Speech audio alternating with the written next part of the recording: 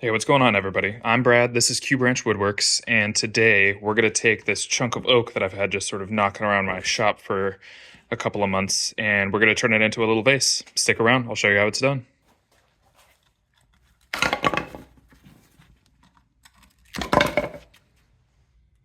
Well, that was easy.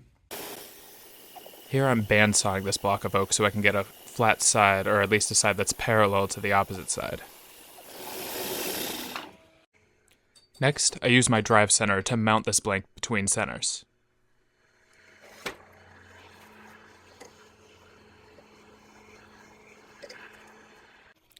The first order of business is to get this thing round, so I'm using a combination of my spindle rough and gouge and a bowl gouge.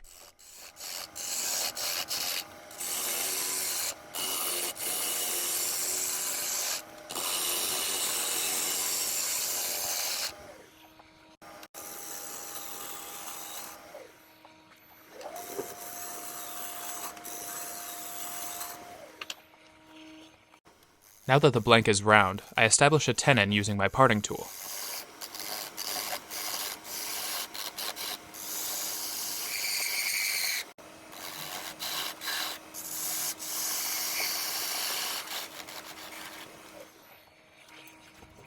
From here, I start doing some rough shaping of the piece using my spindle gouge, mostly just to remove mass.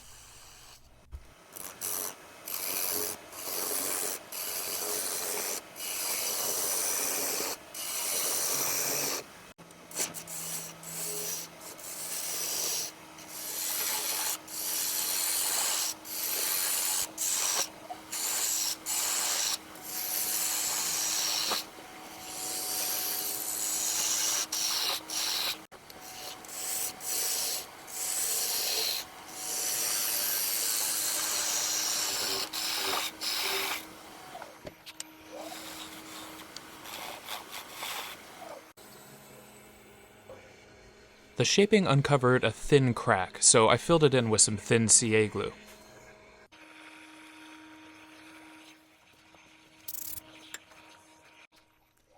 After just a little more shaping, this piece will be ready to transition into the chuck.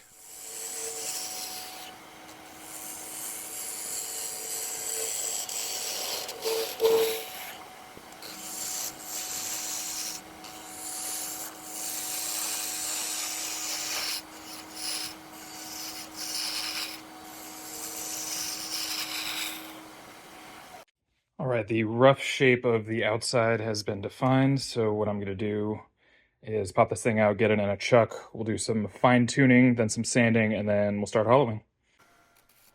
Using my spindle gouge and then a depth drill, I establish the depth of the piece.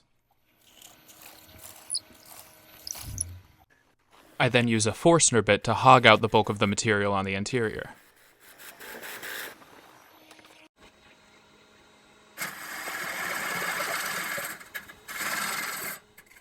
Unfortunately, most of the hollowing footage looks like this, so let's just assume that some hollowing happened here.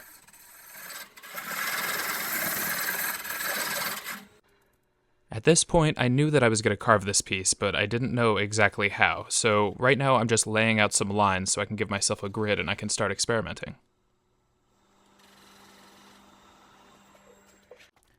I use the indexing function on my lathe to lay out the second portion of the grid.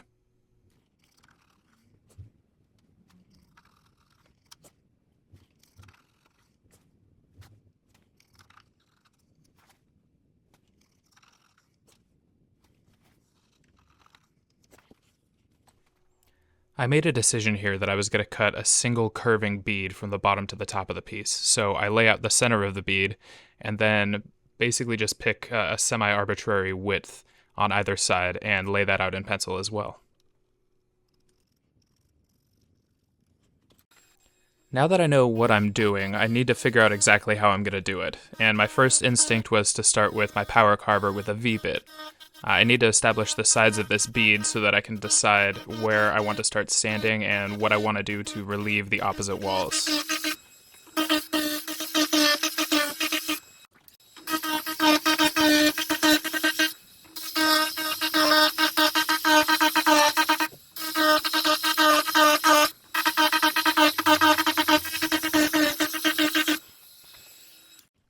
Here I did just a little bit of sanding to help with the layout and to clean up the grooves left by the power carver.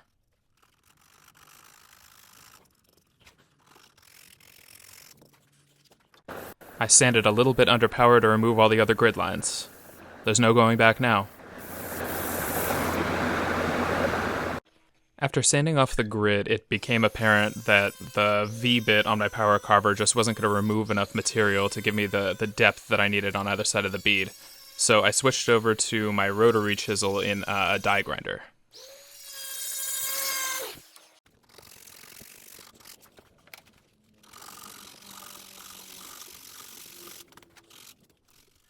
I did a bit more hand sanding just to deepen the grooves and start to break the edges around the bead a little bit, and then I backed the piece out in my chuck so that I could get all the way down to the base.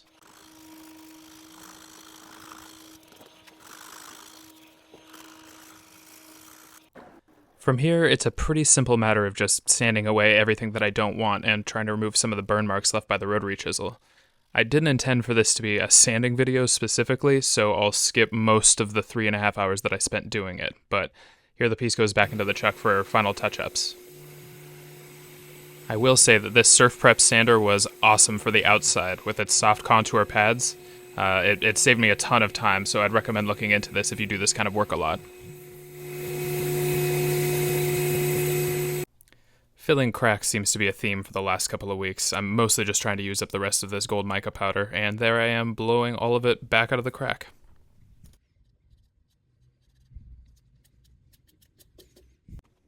A small dribble of CA glue keeps everything where it's supposed to be.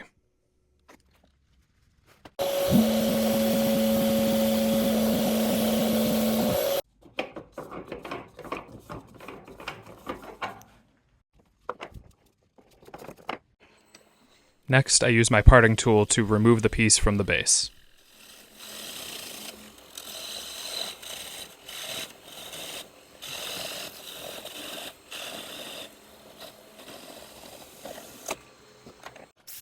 A little power sanding on the base, and the piece is ready for finishing.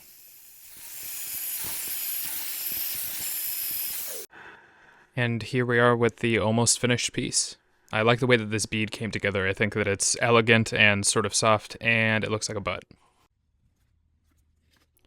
Now, as usual with my carved pieces, I'm using walrus oil cutting board oil. I like this oil because it penetrates pretty quickly and leaves a nice semi-matte finish. If you've made it this far in the video, I just want to say thank you for sticking with me on this piece. My name is Brad, and this is Q Branch Woodworks. If you've enjoyed this video, please hit the like and subscribe buttons down below. Also be sure to check the description for links to discount codes for things that I use frequently in my videos, and for a link to my Discord server, where a whole bunch of woodturners have gotten together and are sharing their work on a daily basis. Thanks for watching, and I hope you've enjoyed yourself.